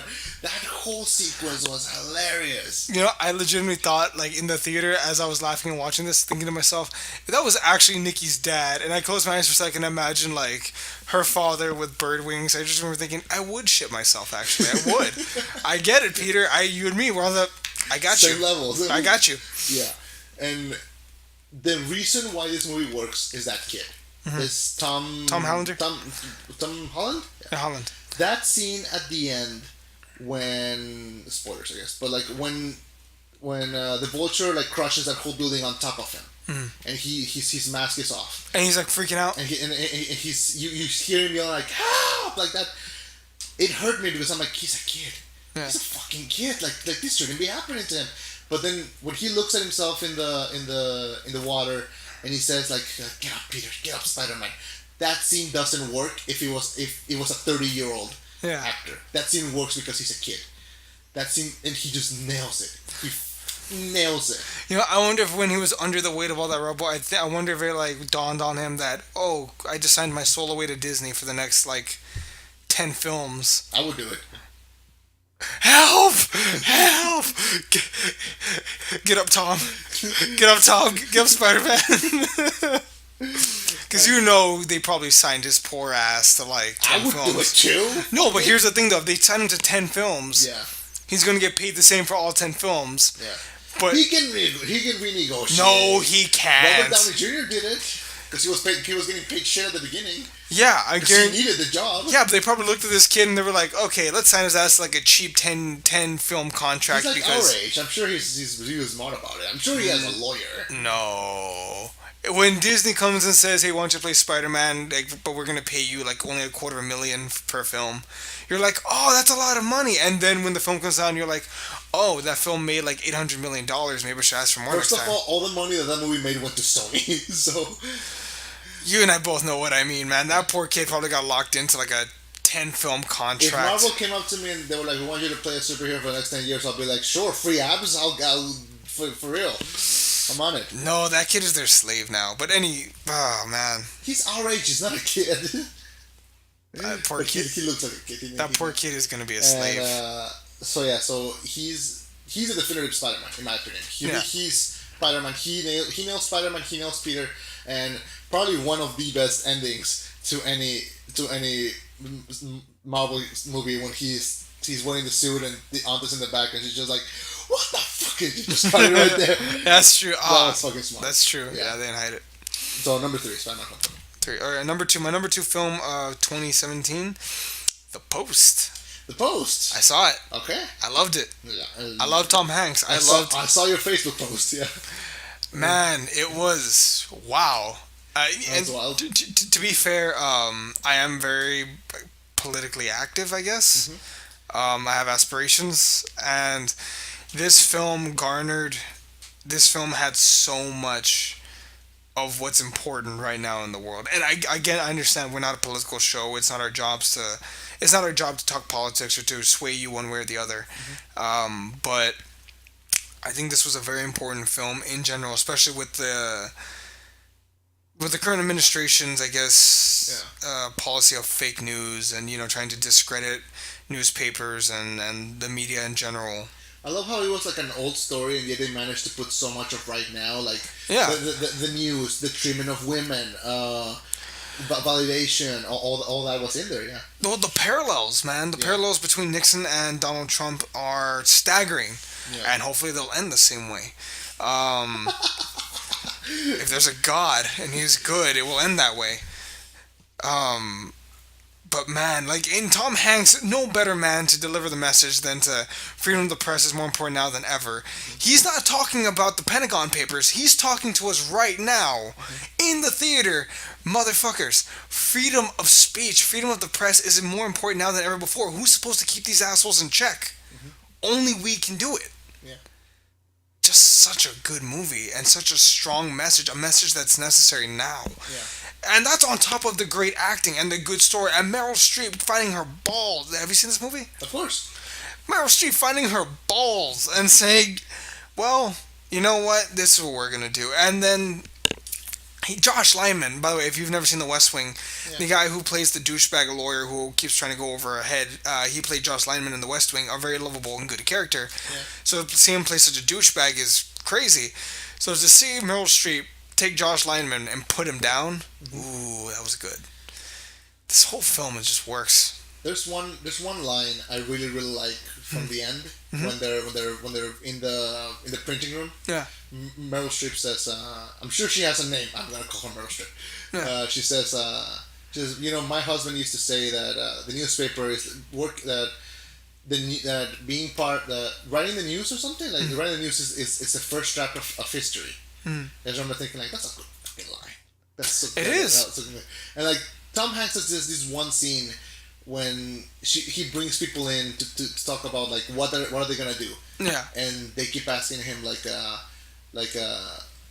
what do we do? What are we gonna do? And he says, I don't know. That's why I have you guys. Yeah. Like we need to work together. Like we need to do this whole thing. I really like his character. I really like Meryl Streep's character also. I think she was a little slow at the beginning. Yeah. Because I told you before we started filming this, I kind of fell asleep for like 20 minutes. So for like a good 20 minutes, but that was when like everything was developing. You know what I really like about this movie? It takes place in like 3-4 days. Like it's so fast. Like everything's happening. I really like how it's all like really connected and that it felt fast, even though it was like 2 hours or something. Yeah. But like when it started out, I was like, oh, maybe we made a wrong decision in watching this. Like this might be a little slow, and it's that porn because it's Spielberg and tanks and that's and true and everything. But when the plot started going and they started yelling and they started, Saul from Better Call Saul, he's really good in this movie also. Yeah. When the plot started moving, it had me going. It had me there. Yeah. But even the scene when the newspaper, when the writers say either you run the story or we walk or we quit now, like just to give you an idea of how important this film is and how important this message is and these Pentagon Papers and this case and everything. Yeah. The only thing that really pissed me off about this movie that got me was that they didn't show the courtroom scene when they were arguing. Mm-hmm. Oh yeah, that they kind of walk in and they just walk out and like yeah. It's finished. Yeah. And it pissed me off. Although I really like the symbolism of Meryl Streep walking through the crowd with all the women there. It's like she doesn't need to. Like everyone goes to interview the New York Times immediately, but the message is clear. Like you don't have to make a big fuss about it. Yeah. You've made history. Yeah. The fact that you make good is more important than if you talk about making good. Yeah. Yeah. So my number 2 is The Post, a film that we fucking desperately needed. I love this were some of my favorite posters in movies last year, because there's one poster of like the two of them walking up the stairs and like the stairs kind of looks like a newspaper. It's I really like the art style for that. Number 2, I'm gonna be quick for this. So number 2 was a fucking spectacle, and like this is one of my favorite directors. Yeah, Edgar Wright. He made. I think probably the most original movie of the year, and that was Baby Driver. You didn't see it, right? I have not seen it, but let me ask you this: can you still enjoy it? Yes, actually, because I've seen it since then. Okay. It doesn't take that much, actually. Okay. You haven't seen it? I'm not. I will lend you the fucking Blu-ray right now, and you can watch it in 2 years. Like Spirited Away. No, I'll when I give you back Spirited Away, give me Baby Driver. Sure. Okay, so I think this movie does so many things well. First of all, it has a gimmick. And gimmicks in movies can sometimes be bad, but most of the time, if they're good, they're good. Like in Birdman, like how it looks like it's just one shot. This is the whole movie. The music is synchronized to everything that's going on in the movie. So like every movement, every wink, every walk, every step, everything is synced to the beat of the music. There's a whole scene where they're shooting shotguns to tequila. Like tequila, It's great. Uh, the kid from Fault in Our Stars. Yeah. He This is a new kind of main character. This is a new kind of protagonist. A character in an action movie that he's a badass driver that also is very sweet. He's very soft. Like when he meets this waitress, played by Lily James, she was in The Darkest Tower. She was in the new Cinderella also.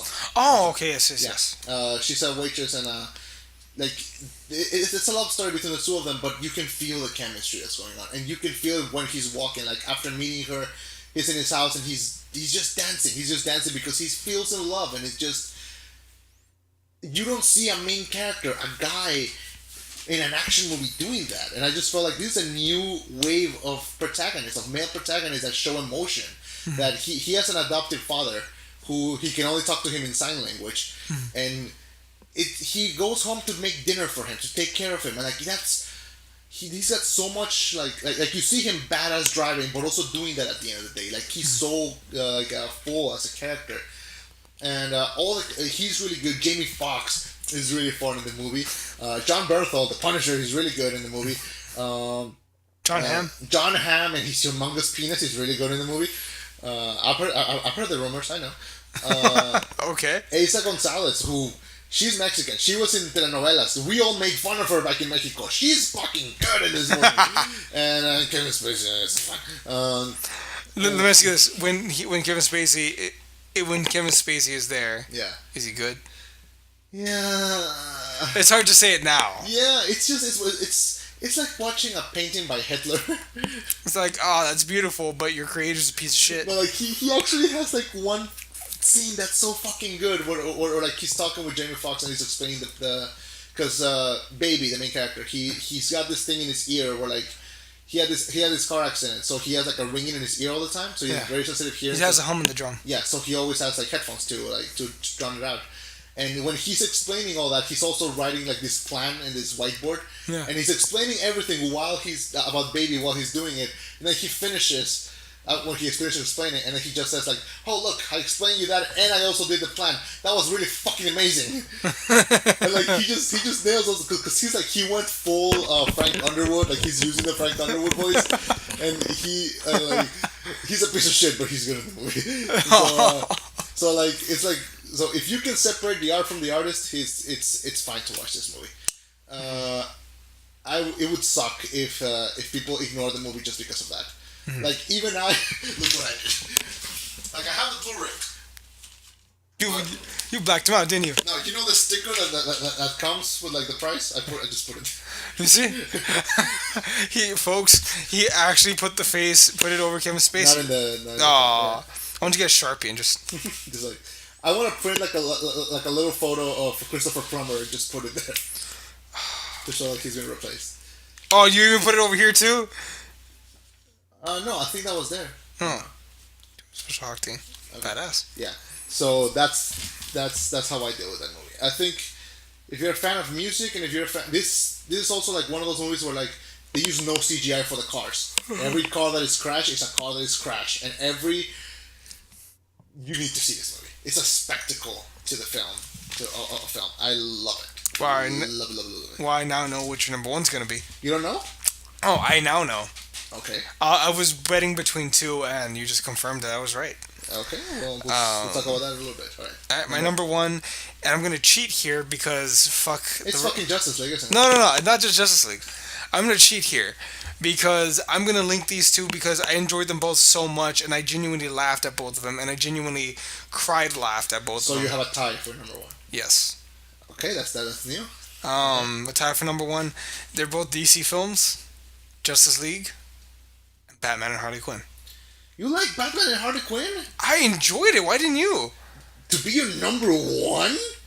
I think because of how disappointing the Dark Knight, the Killing Joke was. This film was like a shot of like comedy. It was funny. It was serious when it had to be serious. I understand it wasn't world breaking or world changing, but sometimes it's nice just to sit back. I felt like a kid again watching that movie. I during both films, during both Justice League and Batman and Harley Quinn. Yeah, I remember when you were watching Justice League. Yeah, during both films, I felt like I was 8 years old again, sitting down in my room, eating pizza, and watching the Justice League. The cartoon. Yeah, the cartoon. You know, when I was a kid, looking up at the old school thick TVs with a big back, the like 50-pound TVs, and I felt like I was watching that again. Okay. And that's so rare to find. You know, to get those, to experience something as a kid and then you get to re-experience it as an adult, if only for a few hours, but you get that, and that's so rare and hard.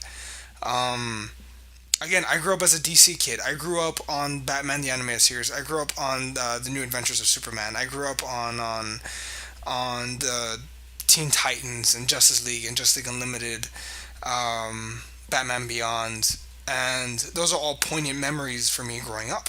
You know, these stories gave me a sense of morale, what's right and wrong, just as much as Dragon Ball Z ever did. You know, and to watch both of these movies, I felt like a kid again at a time where I'm more of an adult than ever.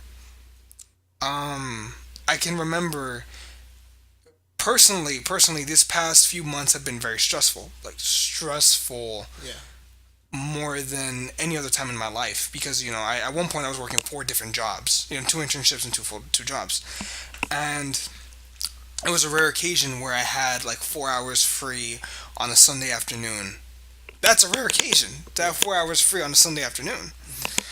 So I went in my room, I locked my door.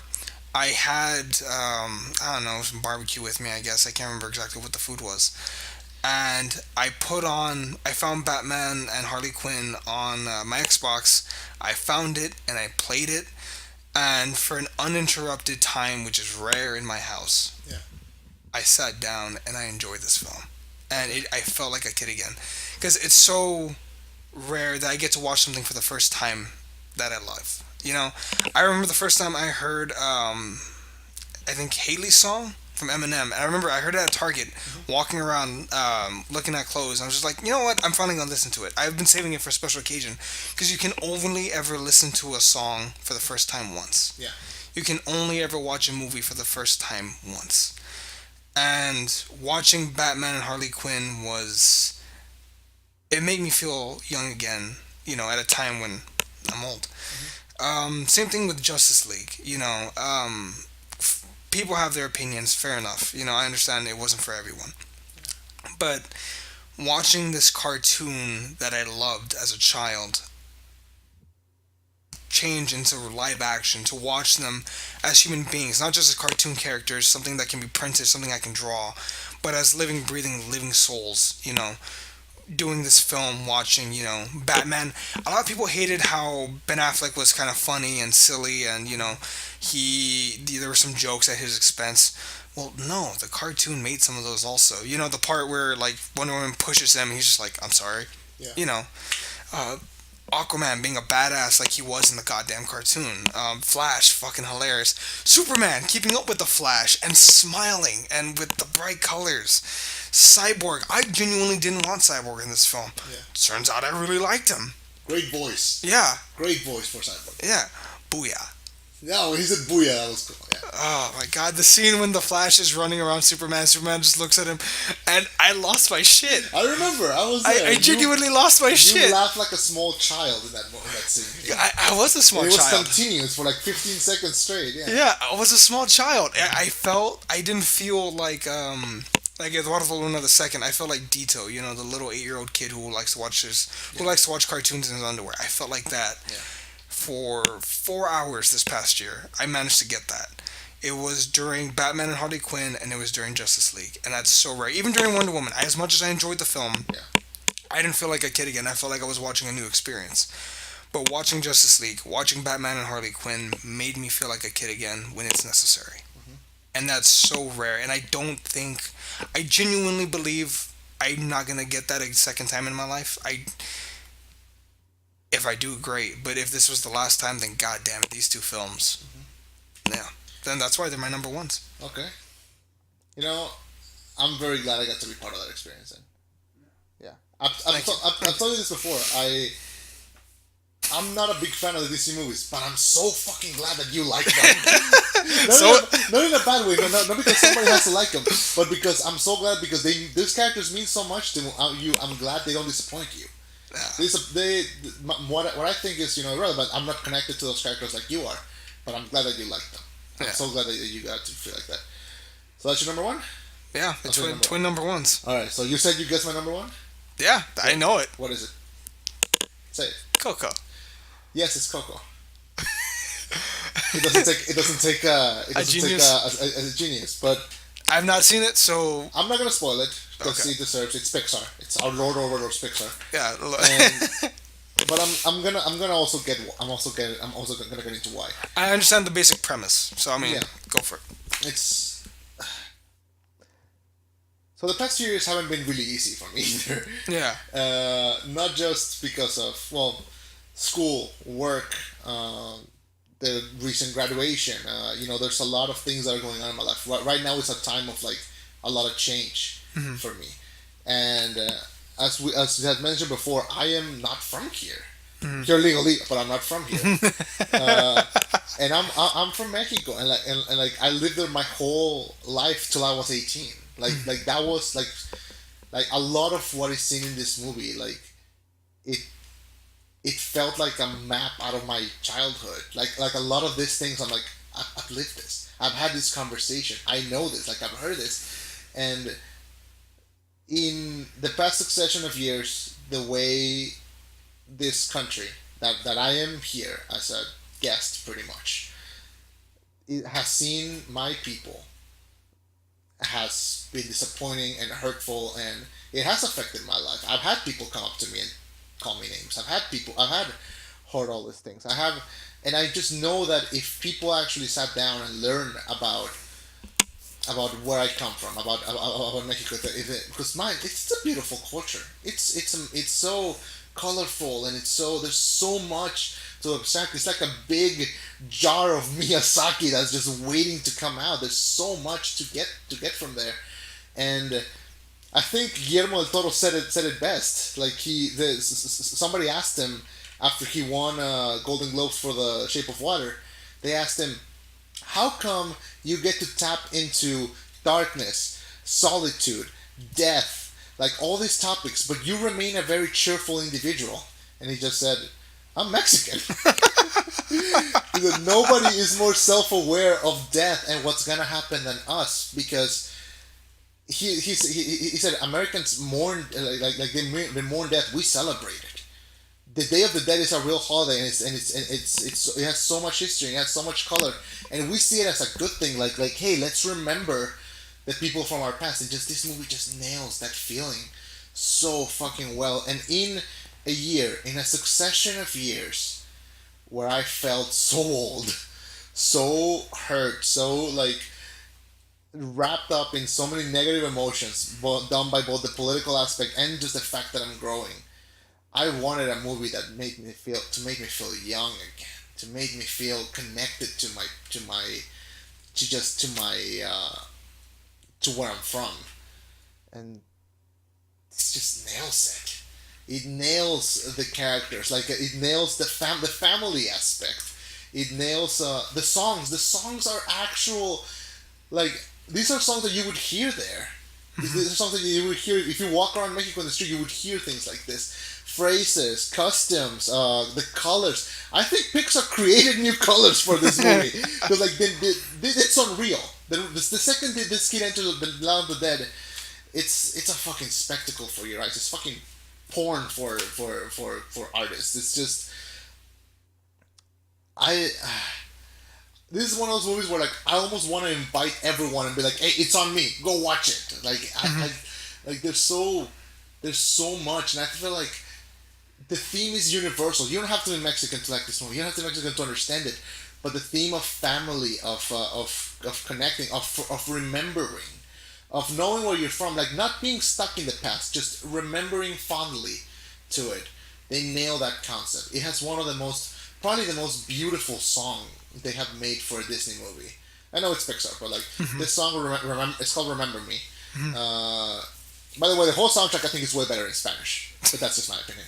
Fair. because it feels better. But I saw this in English, and it's a little pocho, like it goes back and forth to sides in English, and it works. It's fine, but it has one of the most beautiful songs like I think ever put in a Disney film. Remember Me, if you want to look that up or whenever you see that movie, but like.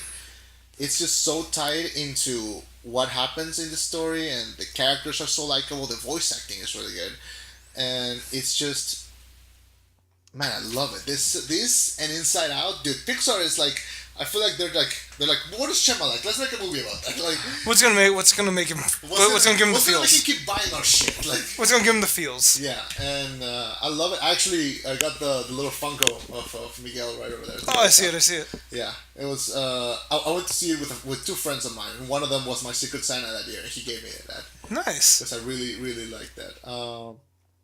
What can I say? I think it's a timeless movie, and I think give it like 5 years. I think everyone will have it in like its top 5 Pixar movies of all time. I think so. I believe so. And I feel like I needed a movie like this. It made me just. It made me feel like as far. I haven't been back in Mexico since summer of last year. I can't just because I'm in such a weird process right now to get all my paperwork done. Yeah. That going back even to visit for a day would risk it. Yeah. So I haven't been back there. I see my family like once every 2 weeks or something because they come here when they can, and just I haven't felt just that.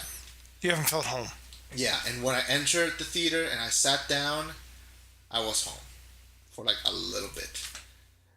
Then I went to see it again. There you go. How many times did you see it? A couple, just a couple times actually. I kind of want I want to take people that haven't seen it just so they can be like, come the fuck on. Yeah, and it's just that, man. It's just it's probably more personal to me than as an actual being good, but it's just good. That little kid is great. The whole family is great. One of the best movie dogs. Is the dog Coco? No, the dog is called Dante. Who's Coco then? Coco is the grandma, actually. Oh, okay. Yeah, this is grandma. She's always sitting like in a chair. Oh, okay. And, Damn, I thought Coco was the dog. No, dog is important, but for way later things. And yeah, it's just that. It's just a lot of things that they say or that I hear. I'm like, that's home, and that's why it's my number one. Coco's my number one. All right. No, I outfield you. Boom.